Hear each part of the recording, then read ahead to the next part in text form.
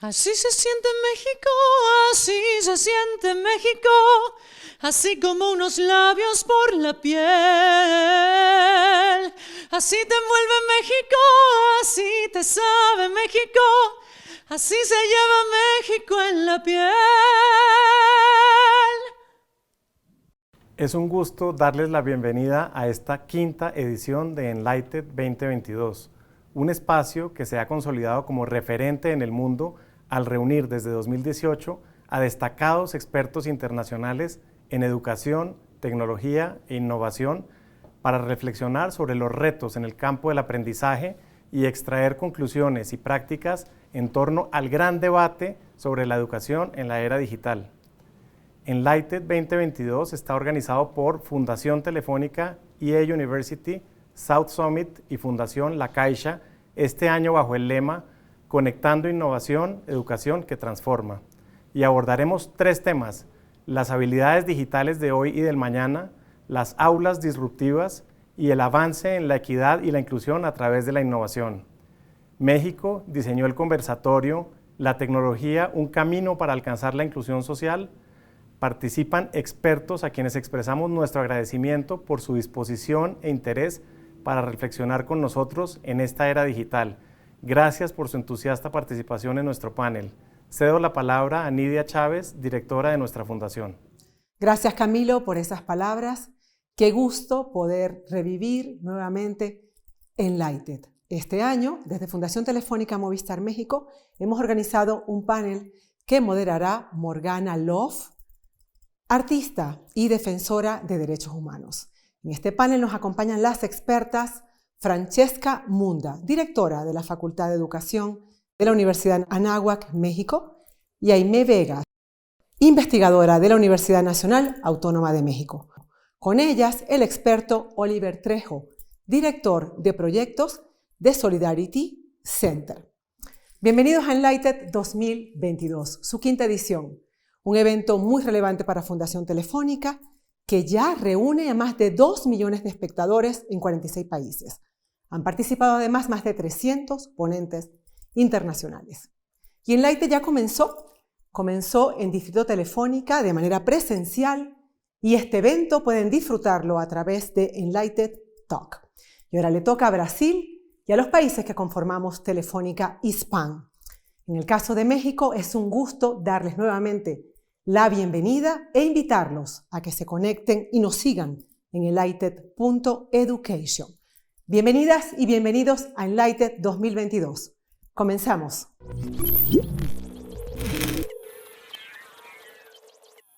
Hola, ¿cómo están? Yo soy Morgana Love y quiero darles la bienvenida desde México. Gracias a nuestros panelistas, a nuestros expertos. Y quiero preguntarles, vamos a empezar con mi querida Aimé Vega. ¿Apoya la tecnología a lograr una mayor inclusión social? Desde una perspectiva de derechos humanos, la inclusión social implica el reconocimiento de la igualdad entre mujeres y hombres y la garantía del ejercicio pleno de sus derechos. En este marco, consideramos la tecnología como un instrumento para alcanzar la inclusión social. Sin embargo, el enfoque tecnocéntrico que suele pensar o considerar que la tecnología por sí misma va a resolver los problemas de los cuales no se ha hecho cargo el Estado ni tampoco la sociedad, es que hoy, lejos de ser un facilitador y un promotor de la inclusión social, la tecnología parece estar exacerbando problemas tales como la violencia, la discriminación y la desigualdad en la sociedad. Por ejemplo, podemos advertir cómo el incremento de la violencia digital contra mujeres, niñas y niños o la exacerbación de estereotipos sexistas que ubican a las mujeres como objetos sexuales desde la infancia se han agudizado en el marco de la comunicación digital. Entonces, en esta perspectiva, lo que requerimos es garantizar que esta estructura social promueva la protección de los derechos humanos, en particular de derechos humanos de mujeres, niñas y niños, para que entonces la tecnología pueda actuar efectivamente como un operador de la inclusión social.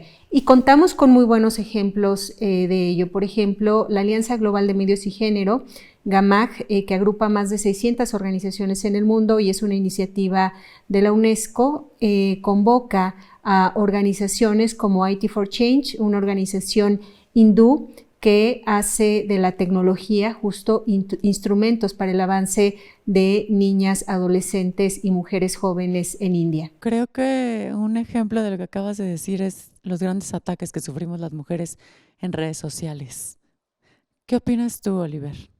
Desde un punto de vista de lo laboral, que es la especialidad que yo tengo, la tecnología digital debería de manera natural ser un factor para la inclusión social, ¿no? Sin duda.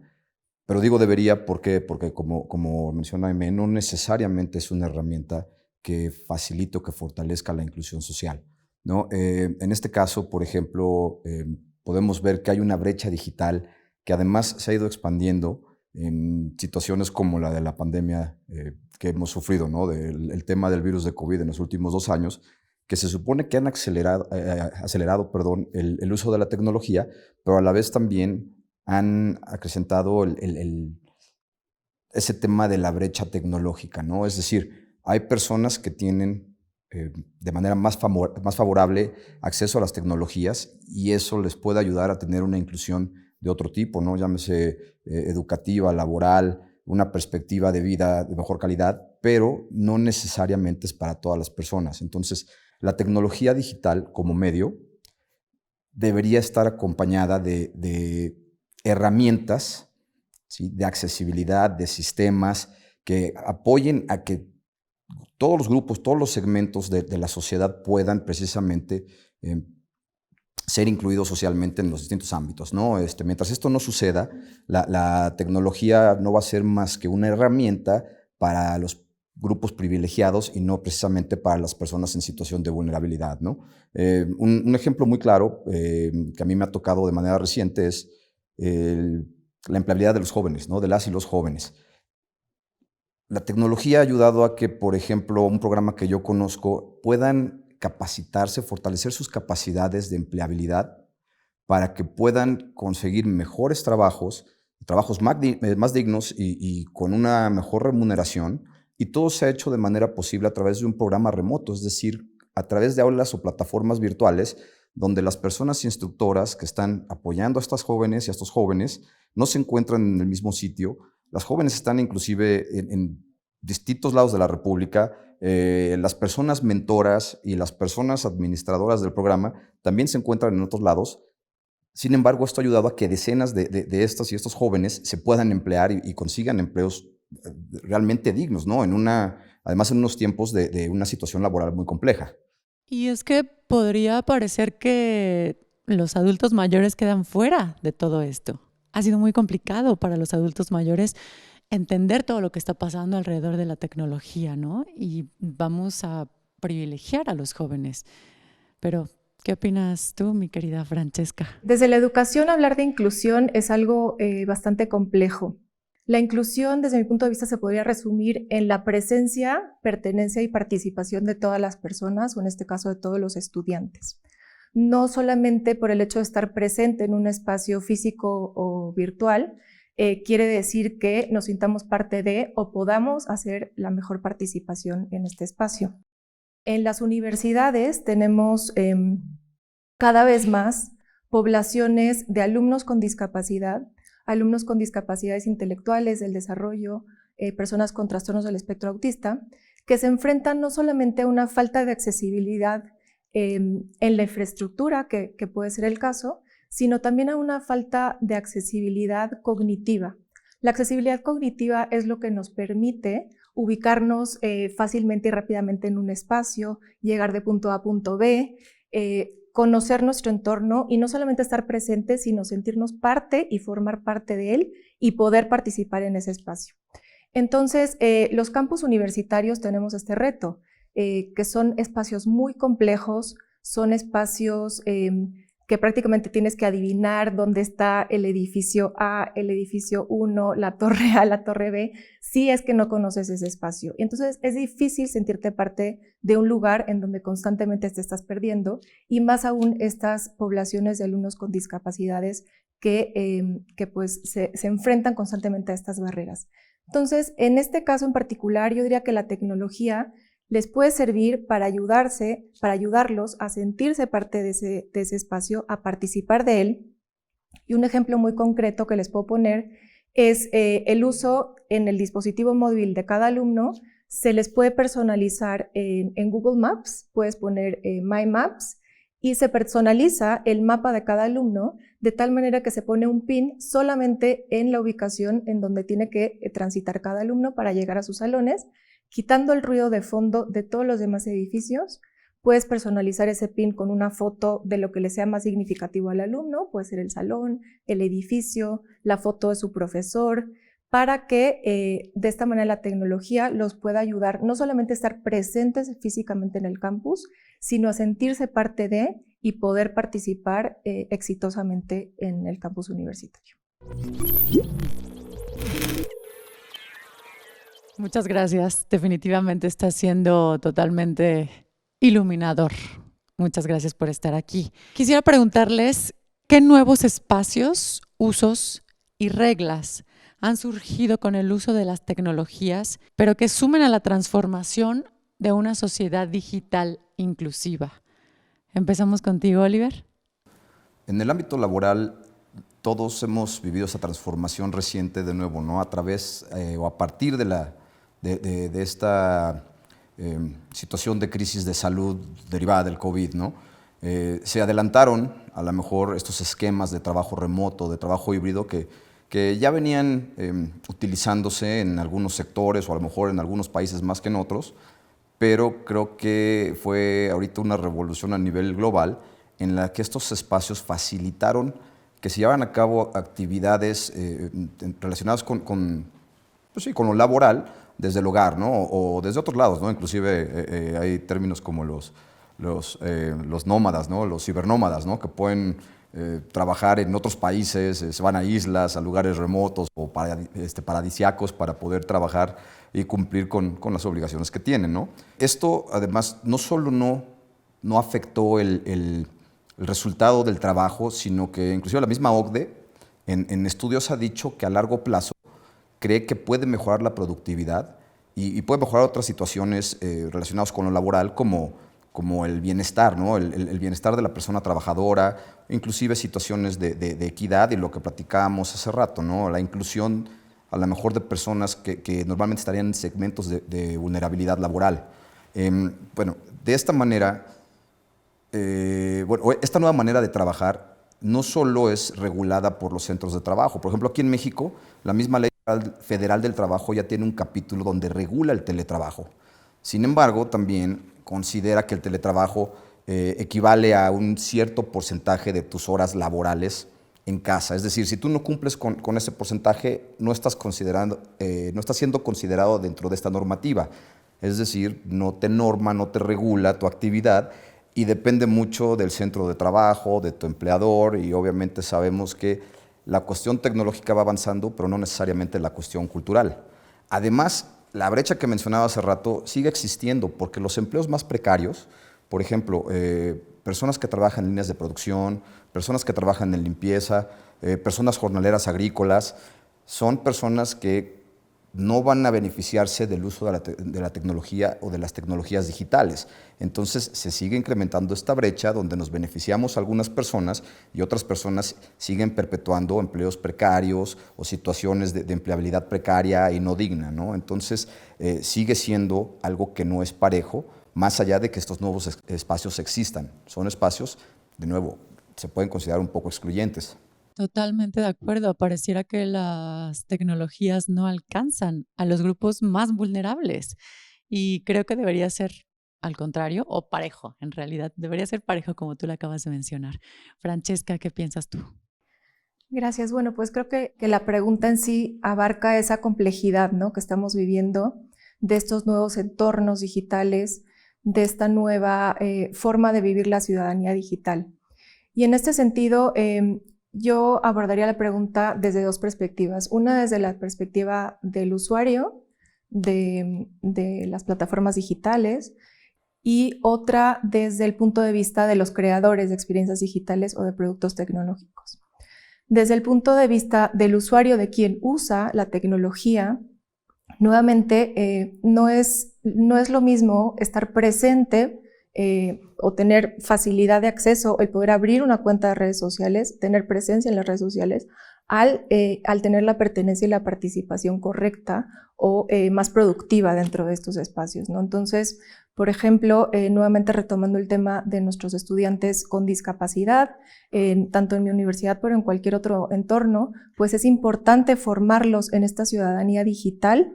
Entonces, desde el punto de vista del usuario, creo que una de las barreras más frecuentes es esta falta de conocimiento de cuál es el uso más productivo y eficiente de estas plataformas y sobre todo el cuidar su seguridad, pues porque son poblaciones que están expuestas a un riesgo más alto, ¿no? Entonces, creo que la capacitación, la formación en ciudadanía digital es bien importante cuando hablamos de poblaciones que están expuestas a este alto riesgo. Por el lado de los creadores de contenidos, de experiencias digitales, yo diría que lo más valioso sería el tomar en cuenta el principio del diseño universal. Diseño universal lo que nos dice es que el uso de cualquier producto, servicio, incluso en la parte educativa, ¿no? Cuando tú estás diseñando una clase, el diseño universal te dice que tienes que, desde la concepción de ese producto o servicio, pensar en la facilidad del uso, en la accesibilidad, en el beneficiar a la mayor parte de las personas, en el minimizar la posibilidad de error.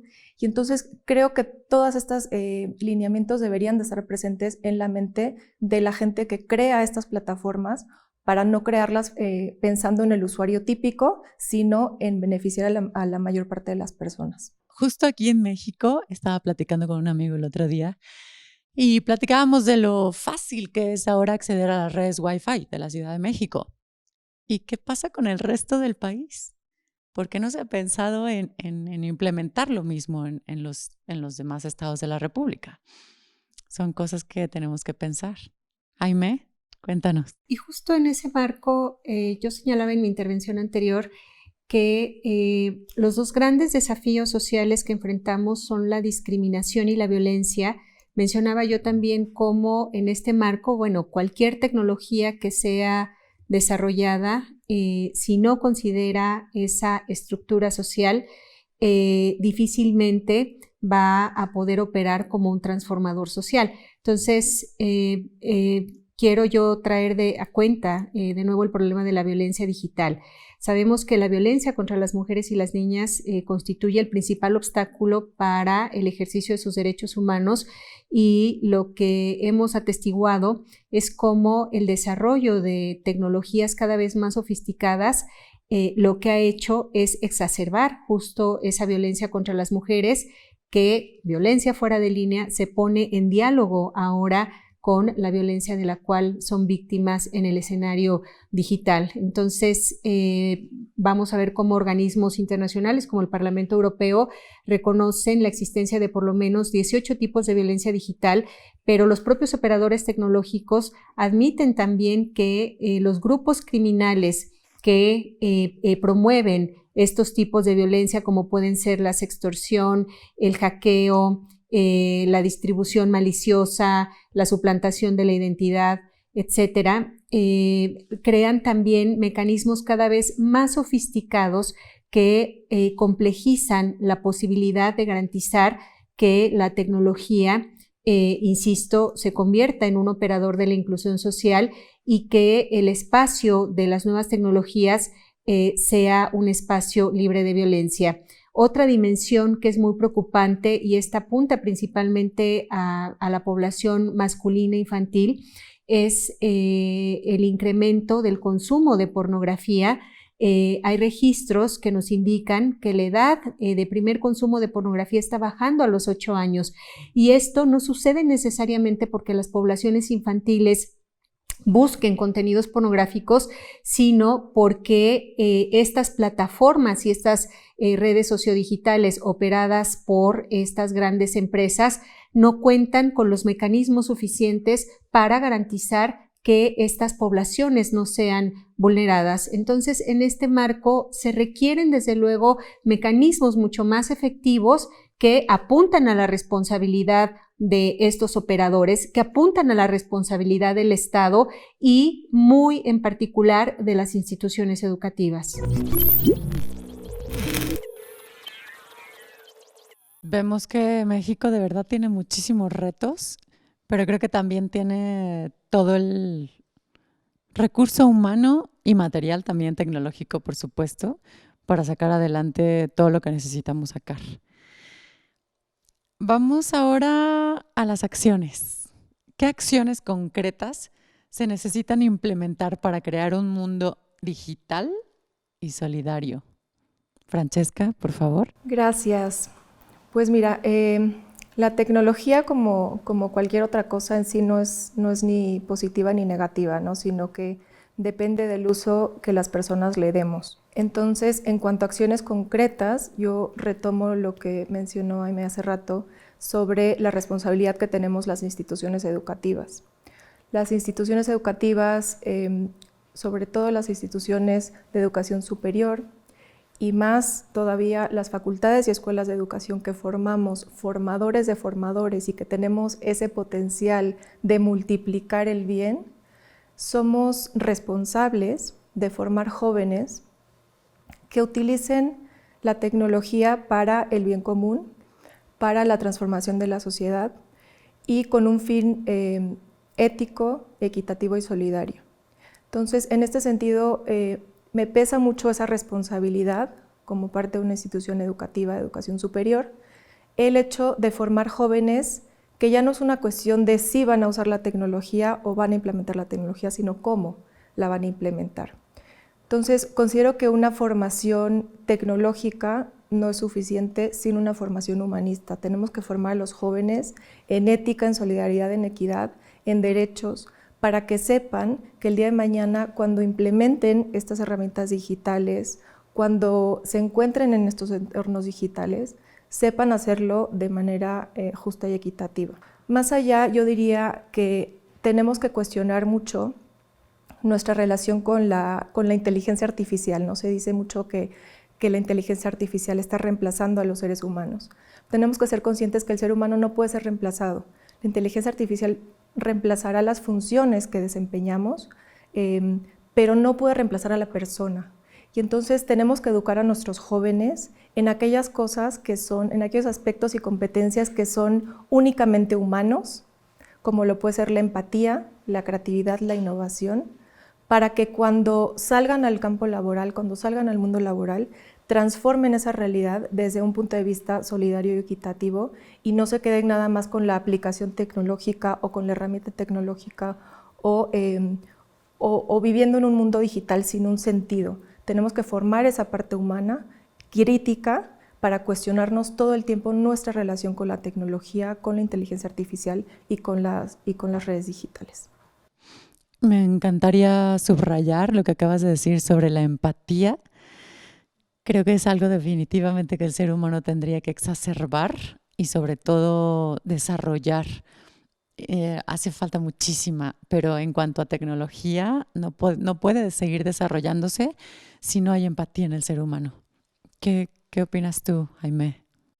Estoy totalmente de acuerdo y justo en el ámbito de la educación quiero recordar aquí que desde los años 70 y principalmente América Latina fue semillero y potenciador de la perspectiva de la educación para los medios. Me parece fundamental recuperar esta noción que apuntaba o que apunta a la formación, decía, de audiencias críticas, hoy trasladada al escenario digital. La UNESCO, por ejemplo, cuenta con una política fundamental que es Media and Information Literacy, o sea, justamente recuperando esta noción acerca de que uno de los componentes de la educación debe incluir el dotar desde la infancia a mujeres y a hombres de herramientas para hacer una interacción crítica, una interacción consciente con las nuevas tecnologías.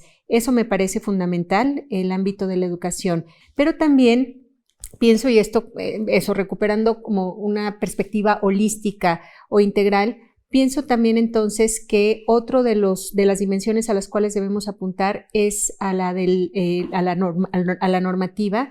Pienso que el desarrollo de los marcos normativos debe salir de este enfoque punitivo. Por ejemplo, yo he insistido mucho en la violencia digital porque es uno de mis ámbitos de análisis, acción y atención, en el acompañamiento de víctimas de violencia digital. Y desafortunadamente, por ejemplo, es el caso de México, los marcos normativos tienen un enfoque punitivo que de ninguna manera ayudan a construir posibilidades para que veamos a la tecnología, como ya lo decía yo, una herramienta, un aliado para el impulso de los derechos humanos, sino más bien el mensaje que se da con ello es que si haces un mal empleo de la tecnología, entonces vas a ser objeto de sanción. Señalaba yo el ejemplo de la edad de primer consumo de pornografía, y a mí me parece muy grave el construir ya desde la infancia en los niños y en las niñas esta noción de que los niños pueden ser agresores sexuales. Aquí lo que se requiere es una participación integral de instituciones no solamente educativas, de todas las instituciones del Estado y muy importante de la institución familiar. Hemos insistido acá con Oliver sobre la precarización de las condiciones laborales y me parece que ahí también hay que hacer un puente entre ambas instituciones. Tenemos, por ejemplo, la ley Olimpia, ¿no? Que desde un punto de vista puede ser algo muy bueno, pero tú lo mencionas, sigue castigando y no se ataca el problema desde raíz. Oliver, por favor. Sí, bueno, yo estoy completamente de acuerdo con Aimé, con Francesca. El tema de la educación, voy a salir un poquito del ámbito de lo laboral. El tema de la educación es nodal. Francesca hablaba, por ejemplo, de la educación superior, Aimé ya habló de la educación básica. Yo creo que si, por ejemplo, en México, como en casi toda Latinoamérica, tenemos una matrícula universal en educación básica, tenemos que ponerle un enfoque pedagógico mediante el uso de tecnologías. Pero, de nuevo, voy a ser muy reiterativo en el hecho de que tiene que ser accesible para todas las personas, todos los segmentos de la población, porque si no se van a seguir perpetuando situaciones de precariedad, se van a seguir perpetuando o acrecentando estas brechas digitales que de nuevo van a resultar en brechas sociales, ¿no? En brechas económicas, profesionales, laborales, en fin. ¿Qué es lo que se debe hacer, a mi modo de ver? Debe haber una prioridad por parte del Estado, ¿sí? En que este enfoque pedagógico y tecnológico en la educación resulte en un fortalecimiento de capacidades de las personas. Eso se va a reflejar después en el mercado laboral, en el ámbito laboral, ¿no? Entonces, va a haber una mejor expectativa, calidad de vida para las personas si el Estado, si el gobierno, todos los niveles, realmente enfocan estructuras, proyectos, programas con un focus, con un enfoque en fortalecimiento de capacidades de toda la población, ¿no? ¿Qué es lo que pasa si no?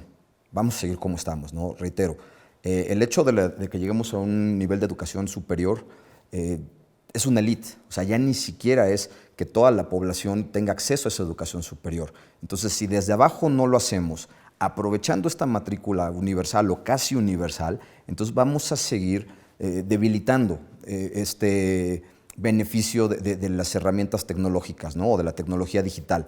Yo lo dije al principio, para mí es como una carretera, es un medio. Sin embargo, si no damos las herramientas para que se utilice este medio de manera adecuada, pues realmente no vamos a seguir avanzando al paso que va avanzando la tecnología, ¿no?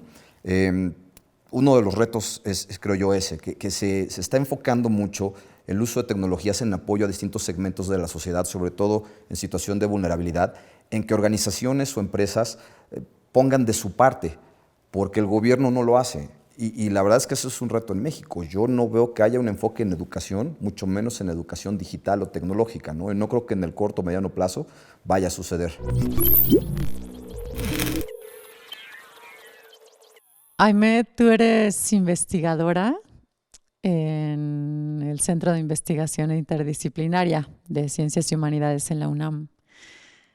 ¿Cómo ha incidido la tecnología y el concepto de inclusión en la educación y el trabajo en estos últimos 2 años? Bueno, pues justamente eso, la pandemia fue el gran laboratorio que nos demostró que, como ya lo decía yo en mi primera intervención, la tecnología por sí misma no va a resolver la exclusión social, la desigualdad entre mujeres y hombres, la discriminación y la violencia, y dado que el marco estructural en el cual nuestras relaciones tienen lugar justamente ha agudizado estos problemas, pues lo que hizo la tecnología en estos 2 ámbitos que tú señalas, que son el de la educación y el ámbito laboral, pues fue acrecentar las brechas, tal y como ha insistido Oliver y también Francesca. Entonces, por ejemplo, en el ámbito de la educación, y Francesca es experta en esta materia, lo que sabemos, muchas instituciones universitarias o las que pudieron equiparon a estudiantes y a profesorado de dispositivos para poder trabajar en línea desde sus hogares. Pero ¿qué es lo que sucede? Bueno, pues que en un marco estructural de pobreza y desigualdad social, la mayor parte de los hogares no contaban con la conexión que se requería, la calidad de la conexión que se requería, es decir, una conexión de banda ancha para que todos los participantes de la esfera familiar pudieran tener eso, una conexión óptima. En el ámbito laboral, por ejemplo, y de nuevo desde un enfoque feminista de derechos humanos de las mujeres, lo que denunciamos insistentemente fue el incremento de la jornada laboral de las mujeres, es decir, la tecnología, lejos de facilitar las jornadas laborales de las mujeres, lo que hizo fue agudizar, incrementar la carga de trabajo de las mujeres en el espacio doméstico, puesto que además del trabajo remunerado, tuvieron que desempeñar este trabajo de cuidados, de alimentación, de nutrición, etc. Entonces, lo que hizo la tecnología fue incrementar a una doble o incluso triple jornada el trabajo que ya de suyo hacían las mujeres. Entonces, por eso apunto yo a la dimensión estructural. Si no observamos, si no miramos a la estructura social en la cual la tecnología se pone en juego, vamos a seguir reproduciendo esta idea de que la tecnología está hecha para resolver brechas, cuando en realidad lo que tenemos que resolver son estos problemas estructurales. Entonces, aquí vuelvo yo a apuntar a la responsabilidad de las instituciones educativas, a la responsabilidad de las empresas privadas, de las instituciones públicas en el diseño de políticas públicas integrales que realmente logren cerrar estas brechas sociales. Tenemos, si no, a estas amigas mías que tienen 2, 3 hijos y ninguno podía tomar clases, o sea, o tomaba clases uno, al día siguiente tomaba clases de la otra persona, no resolvían Wi-Fi, y eso mis amigas que tienen Wi-Fi. ¿Qué pasa con las personas que viven en comunidades donde no hay nada de esto? Sí, si no unimos a todas las instituciones, a los gobiernos, etcétera, no habrá una real optimización de la tecnología. Oliver. Sí, no, yo estoy completamente de acuerdo. La verdad es que el acceso no necesariamente a dispositivos, ¿no? a equipos para poder hacer uso de esta tecnología como catalizador de un cambio educativo, ¿no? Sobre todo fue un catalizador ahorita, no sé, vamos a ponerlo en términos coloquiales, hasta sin querer, ¿no? por la cuestión de salud. Pero cambió el rol de la persona instructora, cambió el rol de las y los estudiantes, ¿no? Inclusive de las mismas mamás, ¿no? Sobre todo con estos roles, situaciones de género, donde las mamás están más al cuidado de las hijas y de los hijos, o encargadas de su educación, por ejemplo. Comentaba yo hace rato con Francesca de cómo, por ejemplo, a unas sobrinas de cariño, ¿no? de 6 años, de cuando empieza la situación de crisis de COVID, los ponen a hacer de manera remota trabajo de equipo. ¿Cómo pones a hacer trabajo de equipo a niños de 6 años, a niñas de 6 años? O sea, ¿de qué manera crees tú que se pueden organizar? Y más bien quienes terminan organizándose pues, son las mamás. Entonces, están estas dobles jornadas que mencionaba ahorita Aimee, donde incrementan, ¿no?, la actividad de las personas, en este caso, por ejemplo, de las mamás, ¿no?, para el tema de las mujeres. Yo creo que también está el tema de tecnología, como lo comenté hace rato, no necesariamente apoya a todas las personas en el mercado laboral, ¿no? Lo dijimos, personas jornaleras agrícolas que están haciendo un trabajo de campo como pre-COVID, ¿no?, en tiempos de pre-marzo 2020 en México, aunque haya empezado en otros países en otras fechas, donde realmente pues, ni para bien ni para mal el uso de tecnologías digitales. Pero, por ejemplo, podemos hablar de las y los repartidores de plataformas digitales, ¿no? Digo, todos conocemos empresas como Uber, Rappi, etcétera, ¿no? Donde estas personas con jornadas de trabajo muy largas, que hacen uso de plataformas digitales todos los días y de eso depende su ingreso, pues tampoco han mejorado sus condiciones laborales, ¿no? No tienen acceso a seguridad social, no pueden ahorrar para el futuro o para vivienda, no se les reconoce inclusive una relación laboral. Y pues la tecnología realmente no está beneficiando esa inclusión, ¿no?, de un segmento, un gran segmento de la población. Además, creo que aumentó precisamente en estos últimos 2 años, cuando pedíamos muchas cosas por paquetería, pedíamos muchos alimentos porque no podíamos salir a los restaurantes, en fin, entonces está esa parte. Pero por otra parte también ha facilitado, por ejemplo, que la automatización de actividades permita que ciertas personas a lo mejor realicen tareas que no podían realizar anteriormente, ¿no?, o que se disminuyan barreras de movilidad, ¿no?, en el caso de personas con discapacidad. Sin embargo, hablando hace rato de inteligencia artificial, a lo mejor los mismos sistemas de reclutamiento no toman en cuenta las mismas discapacidades de cierto segmento de la población, que es un segmento grande, y no facilitan precisamente ese ingreso al mercado laboral. Les voy a contar un poquito de lo que pasó conmigo en estos 2 años. Soy cantante y muchas de mis amigas sopranos se quedaron sin trabajo porque no pudieron dar el paso hacia la tecnología. Yo empecé a dar conciertos virtuales, yo empecé a dar conferencias virtuales y eso me ayudó a mí a sobresalir, pero la gran mayoría de la gente no pudo dar ese paso. Francesca. Pues yo estoy totalmente de acuerdo con lo que ya han comentado Oliver y Aimee en cuanto a la responsabilidad de las instituciones educativas, en cuanto al incremento en esta brecha de desigualdad en todos los casos, ¿no? En el ámbito educativo, pues todos sabemos que fue un fin de semana el que tuvimos para transitar de una modalidad presencial a una modalidad en línea. Con lo cual, pues se complicó muchísimo para si se complicó en las casas con los papás y con los estudiantes, del lado de los profesores, fue realmente desgastante el tener que transformar toda su enseñanza a una modalidad a distancia y en línea, ¿no? Los profesores tuvieron que no solamente adquirir competencias en cuanto a herramientas tecnológicas, plataformas de aprendizaje que tal vez no las conocían, los que no la tenían pues a través del uso de WhatsApp, o sea, no solamente era la capacitación en el uso de la herramienta, sino que también detrás de ello implica toda una formación pedagógica para que no ocurra lo que precisamente le ocurrió a la sobrina de Oliver de 6 años, que la ponen a hacer un trabajo en equipo de manera remota, pues porque se necesitan habilidades tecnopedagógicas para transitar, sobre todo en tan corto tiempo, de una modalidad presencial a una modalidad a distancia, que pudo haber sido a distancia sincrónica, ¿no? También porque existen estos diferentes tipos de modalidades. Con lo cual, bueno, pues el uso de las plataformas de aprendizaje se hizo pues mucho más común. Los profesores tuvieron que aprender que no necesariamente la mejor forma de dar su clase es una charla con un montón de pantallitas negras, sino a implementar las herramientas tecnológicas para aumentar ese nivel de intercambio, de convivencia, de relación con sus estudiantes.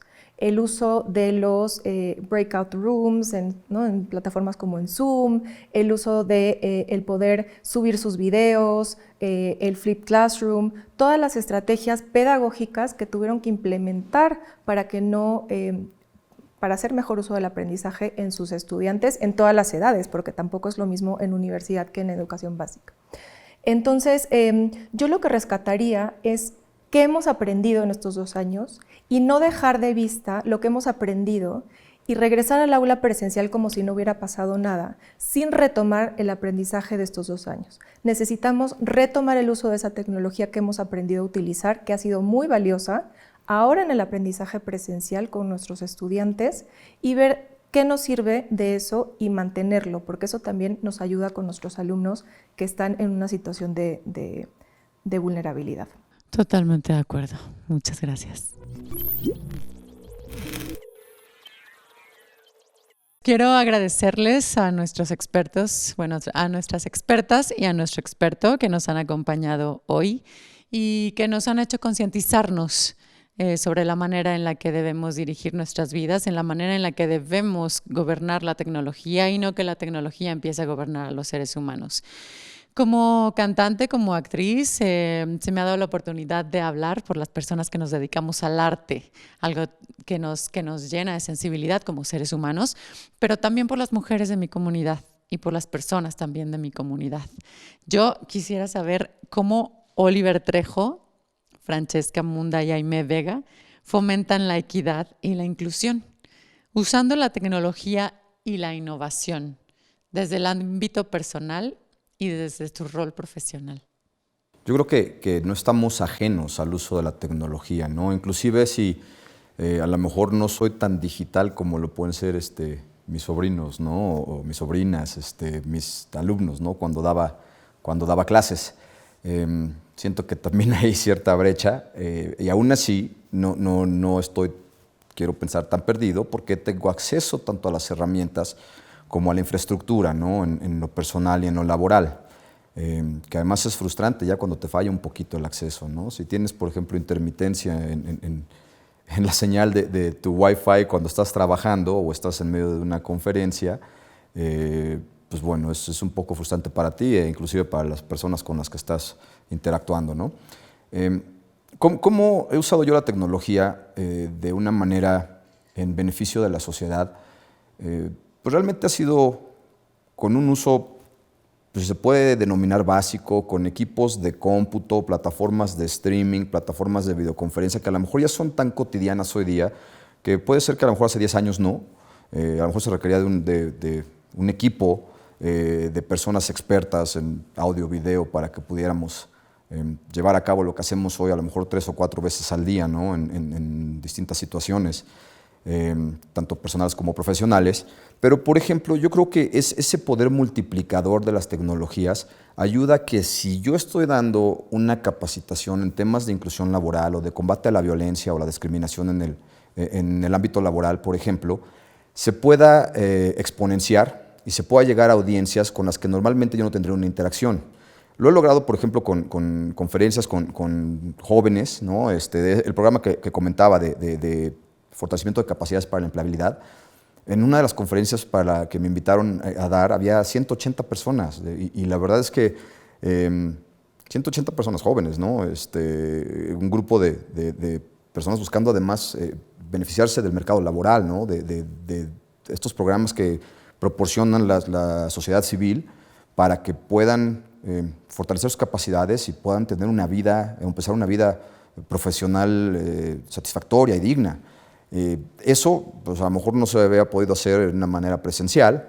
He dado capacitaciones donde en Perú o en Chile están observando porque están haciendo un streaming. Hablando de derechos humanos laborales, obviamente eso es, además a lo que me dedico, es mi pasión y creo que además es un ámbito del derecho humano que aquí en México no está necesariamente muy fortalecido, ¿no?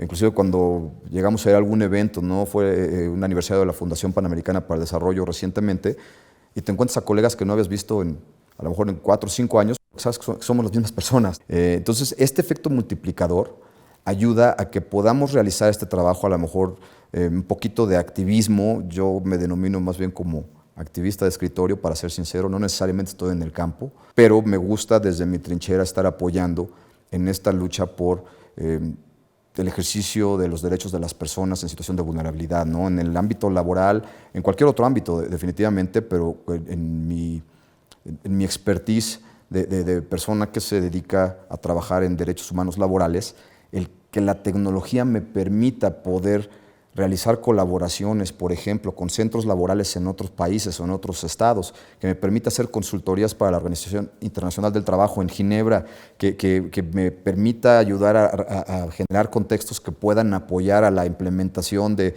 las reformas en derechos laborales aquí que beneficien a personas trabajadoras. Eso creo que es como yo utilizo algo cotidiano para el beneficio de la inclusión social. Y se agradece. De verdad, muchas gracias, Oliver. Francesca, tus conclusiones, por favor. Gracias. Pues mira, yo cerraría con 3 ideas desde el punto de vista de la educación, ¿no? La primera tiene que ver con las 3 dimensiones de la inclusión, que son las políticas incluyentes, las prácticas incluyentes y la creación de una cultura de inclusión. La importancia de las políticas radica en el que un centro educativo no puede trascender en la inclusión, no puede implementar la inclusión si no tiene establecidas unas políticas que vayan más allá de la buena voluntad de las personas y de las prácticas cotidianas. Las políticas lo que nos aseguran es la trascendencia de la implementación de las prácticas. Luego, pues las prácticas a favor de la inclusión en el aprendizaje, pues las hay muchas, pero bueno, tienen que llevarse a cabo de manera cotidiana y bueno, yo desde mi campo lo trato de propiciar. Y todo esto va favoreciendo la cultura de la inclusión, que en el caso, por ejemplo, de los alumnos con discapacidad que mencionaba antes, pues tiene que ver sí con la accesibilidad, pero también con la participación y el éxito en el aprendizaje de todos los alumnos. Mi segunda idea tiene que ver precisamente con lo que decía al principio, con esta definición de inclusión. No pensemos que la inclusión es que todos seamos iguales, que todos hagamos lo mismo, sino que la inclusión tiene que ver con esta valoración de la riqueza de la diversidad de todas las personas y que de verdad todos los alumnos aprenden de diferente forma, todos somos diferentes y la inclusión lo que busca es no solamente la presencia, sino la pertenencia y la participación activa de todas las personas. Y esto se dice fácil, pero en un aula es luego complicado ponerlo en práctica, ¿no? Porque bueno, pues son un montón de alumnos, cada quien con sus necesidades. Sin embargo, hay estrategias para implementar las metodologías inclusivas en el aprendizaje que se pueden implementar por parte del profesorado y que, bueno, pues las investigaciones apuntan a que esas metodologías favorecen no solamente a los alumnos que tienen algún tipo de discapacidad, sino al aprendizaje general de todos los estudiantes y de toda la comunidad educativa. Mi última idea tiene que ver, también ya lo he mencionado, pero para ahondar un poquito en el tema, del diseño universal.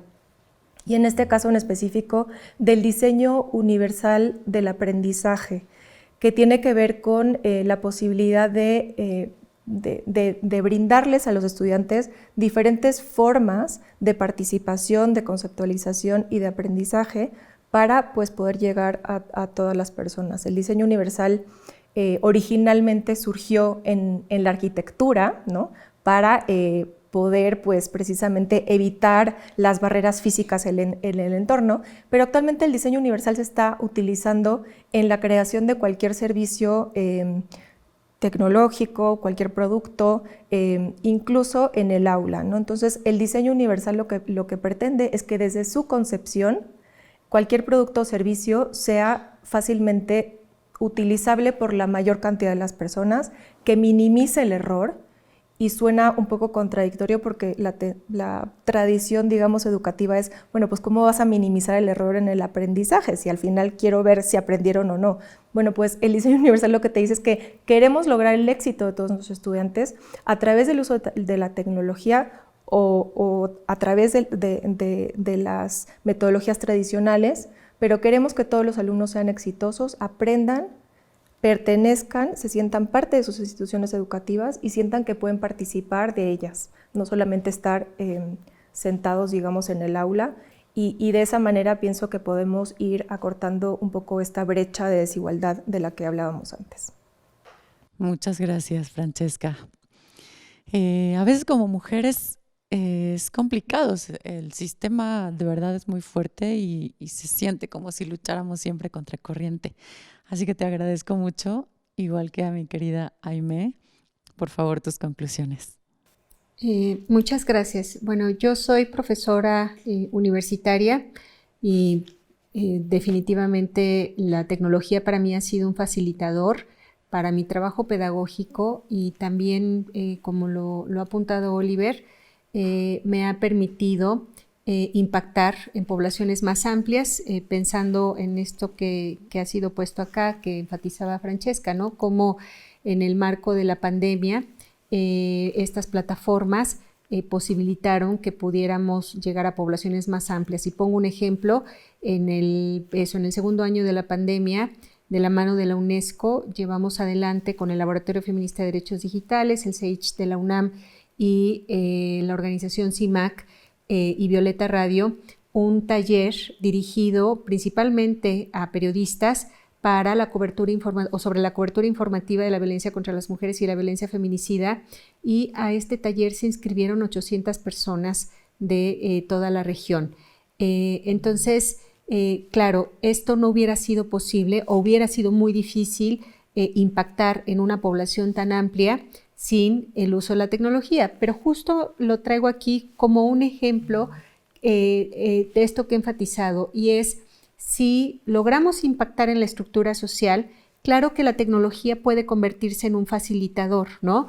Otro ejemplo del uso que hago de la tecnología, y esto lo digo no solo como académica, sino como activista y defensora de derechos humanos de mujeres y niñas, es que las tecnologías o la tecnología facilitan la posibilidad de ampliar nuestras redes de actuación. Justo uno de los efectos más destructivos de la pandemia fue la fragmentación social, ¿no?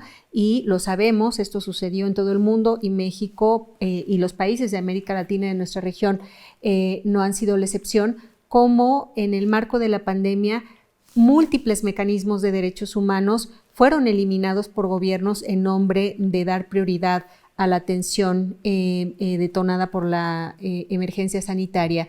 Entonces, ¿qué es lo que generó eso? También una atomización de nuestra actuación, porque entonces quienes trabajamos en el ámbito de los derechos humanos tuvimos o nos enfocamos en atender asuntos específicos, y pienso yo entonces, claro, ¿cómo es eso? Es un gran desafío el volver a la tecnología una herramienta para la construcción de una sociedad sentada o fortalecida en la igualdad, fortalecida en la inclusión. Y bueno, a nivel estructural, mi trabajo en relación con la tecnología me ha posibilitado incidir en el desarrollo de marcos normativos, de recomendaciones internacionales a nivel regional, también en distintas regiones del mundo, y a nivel nacional. Lo mismo en el diseño de políticas públicas, y una posibilidad virtuosa ha sido el vínculo con organizaciones, con empresas e instituciones como Telefónica, como Facebook, como Twitter, como Google, justo, por ejemplo, para la prevención de la violencia digital contra mujeres, niñas y niños. Entonces, son ejemplos que a mí me permiten, claro, reconocer la tecnología, insisto, puede ser una herramienta preciosa para el impulso de los derechos humanos, pero requerimos sentar las bases en esa estructura social para que eso sea posible. Pues esto ha sido todo de nuestra parte. Les agradezco profundamente a nuestro panel de expertos. Estoy segura de que vamos a seguir trabajando para mejorar como sociedad y como país, Por supuesto, también quiero agradecer a Fundación Telefónica Movistar México por esta invitación y sobre todo por contribuir a la evolución de nuestra sociedad. Muchas gracias.